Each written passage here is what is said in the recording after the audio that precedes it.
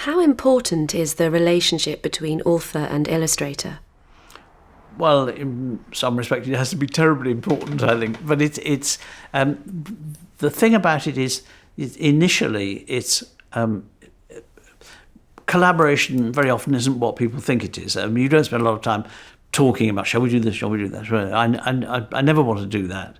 Essentially, the collaboration, the relationship, is with the text to begin with the book to begin with, and you have to read that first, and you have to keep collaborating with. Those are the messages from the writer. That is the thing that you're dealing with. You may want to talk to the writer as well, but if you can establish the relationship with the words, that's the important thing. Are there any authors to whom you did talk a lot? With Roald Dahl, I think our view of things in many respects is very, very different. And I think we did talk a lot, and we needed to talk.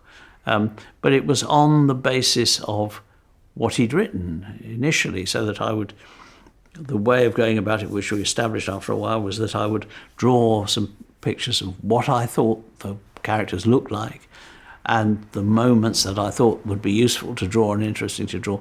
Then I would go and talk to him about it. And he would say, could you do this and could you do that? We need to see more tortoises, something like that. but we talked quite a lot. Again, some of it was about the technicalities of the book, getting it to work better, I think. But I think to get into the mood of the book, which is a terribly important thing, is something you have to do on your own, really, I think. The author can't tell you that, I don't think. I can imagine that an author might ask an illustrator to redraw something. Does it ever work the other way round, that the illustrator asks the author to change things? It can do, yes. Actually, Roald volunteered to alter things. I didn't ask him to. I mean, in the case of the BFG, which we spent a long time working on, the BFG had a different costume to begin with. He had a long leather apron and long boots and that sort of thing.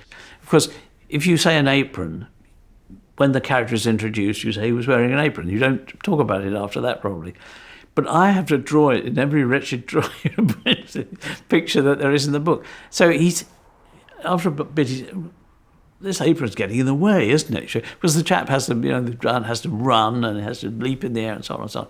So we went back and talked about what he would wear that would keep his character the same, but and that also what came out of that. We couldn't decide what to put on his feet, and I went home, and a day or two later arrived this strange brown paper parcel, which was one of Roald's own Norwegian sandals, and of course it solved the problem as far as what he wears is concerned. But in a funny way, it also told you how near he was to his creation.